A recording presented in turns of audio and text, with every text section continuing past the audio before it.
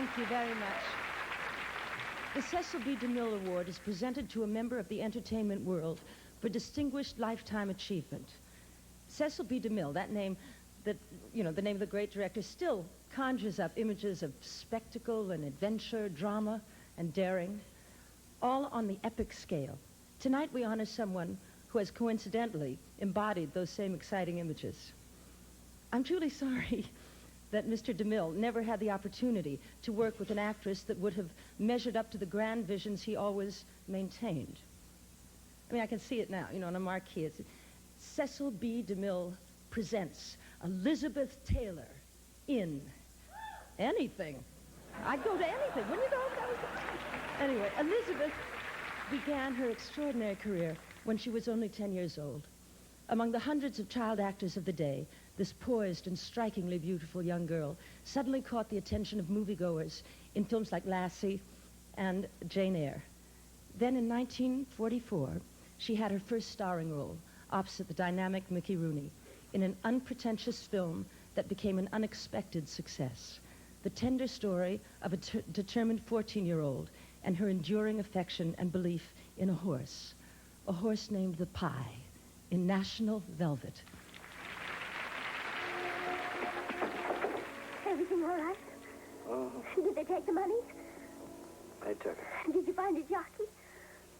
Oh. But I thought you'd find a jockey, Mike. Be grateful for what you have, Velvet. You've got the 100 pounds safe at Weatherby's. You've got the expense money. You have the horse. I know. I ought to be grateful, Mike. But I can't help it. I want it all quickly, because I don't want God to stop and think and wonder if I'm getting more than my share. Look, the jockey will have to wait. I'll do what I can for you. I'll write a few letters for you to London, but that's all. You've bit off a big piece of dream for yourself, Velvet. From now on, it's your show. But, Mike, I couldn't do it without you. The National's no business of mine. Your pa won't stand for me chasing around with a horse. But if you know what to do and how to train him and what the jumps are going to be like. Well, half the pie's in my hut and the other half's in yours. I swear by the pie that half, whatever he wins, is yours. Thanks. I'll buy me a bowler hat with my half. A castle with your half, Mike. The pie's going to win.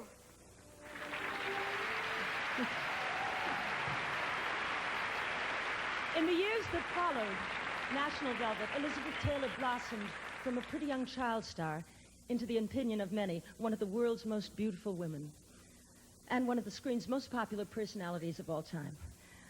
But beauty and popularity aside, this woman could act. Watch now, as with Paul Newman, she does a scene from Cat on a Hot Tin Roof. I've been so disgustingly poor all my life. That's the truth, Rick. Have you, Maggie? You don't know what it's like to have to suck up to people you can't stand just because they have money. You don't know what it's like. Never having any clothes. That dress I married you in was a hand-me-down from a snotty rich cousin I hated. You can be young without money. But you can't be old without it.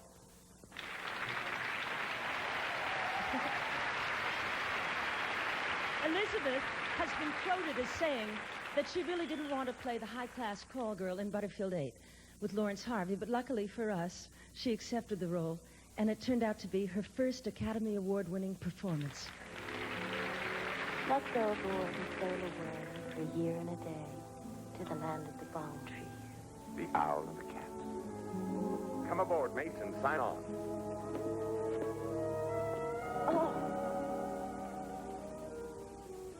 But I warn you, the crew hasn't touched land or seen a woman for 3 months. Crazy. Where are you bound for, Captain? Out of frustration, bound for ecstasy. I've heard a lot about ecstasy. It's everything they say, and more.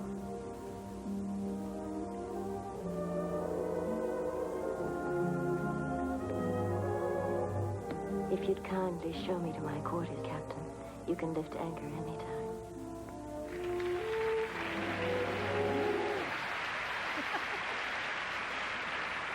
In 1963, there was only one role and one actress who captured the imagination of moviegoers all over the world.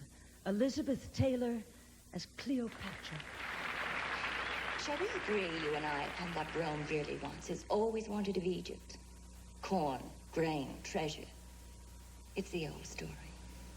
Roman greatness built upon Egyptian riches. You shall have them. You shall have them all, and in peace. But there is only one way. My way. Make me queen.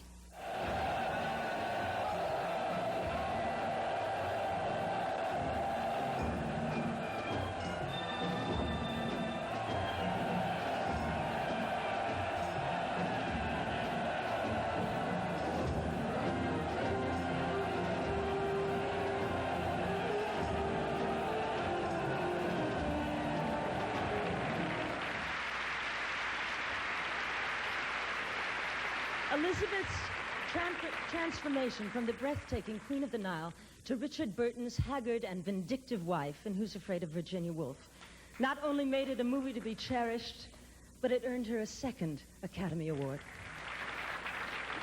There is no moment anymore when we could come together. Yeah, well, maybe you're right. You can't come together with nothing, and you're nothing. Now, I looked at you tonight, and you weren't there. Snap. And I'm gonna howl it out. And I'm not gonna give a damn what I do, and I'm gonna make the biggest damn explosion you've ever heard. You try it, and I'll beat you at your own game. Is that a threat, George, huh? That's a threat, Martha. You're gonna get it, baby. Be careful, Martha. I'll rip you to pieces. You're not man enough. You haven't the guts. Total war? Total.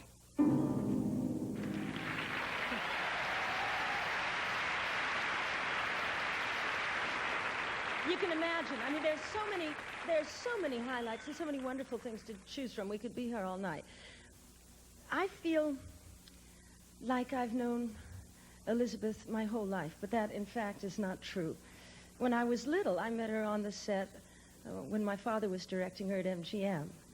But I really didn't know her. I mean, I only got to know her when I grew up. And she was just the biggest star in the world. And I realized that as time went by and the years passed and we became really good friends, one thing remained constant. Wherever we were and whenever we met, Elizabeth always was the biggest star in the world. I mean, the woman is the biggest star in the world. Sure, she played parts that people expected her to play, but also she surprised the hell out of everybody. 5 Academy Award nominations, 2 Oscars as Best Actress. Her lifetime achievement most certainly is distinguished. Her career is extraordinary.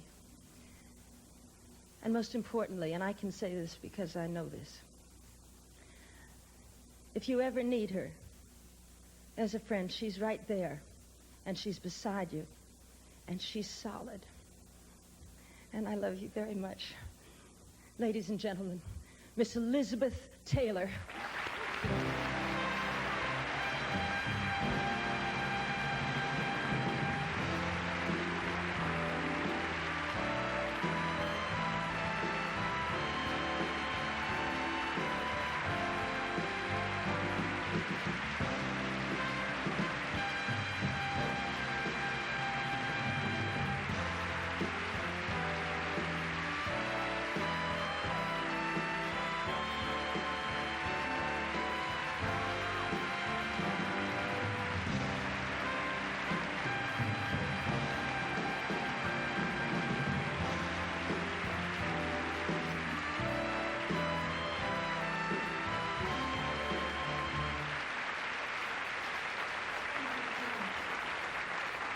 Thank you.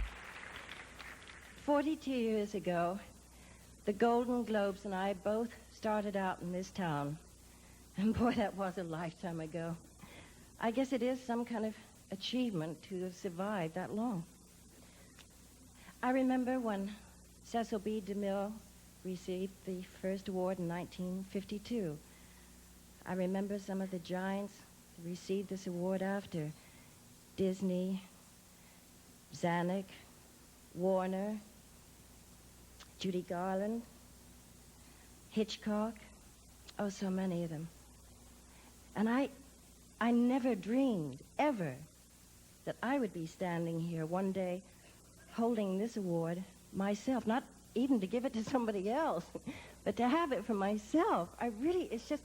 It's amazing to me. And to be given it by the press, that's really incredible.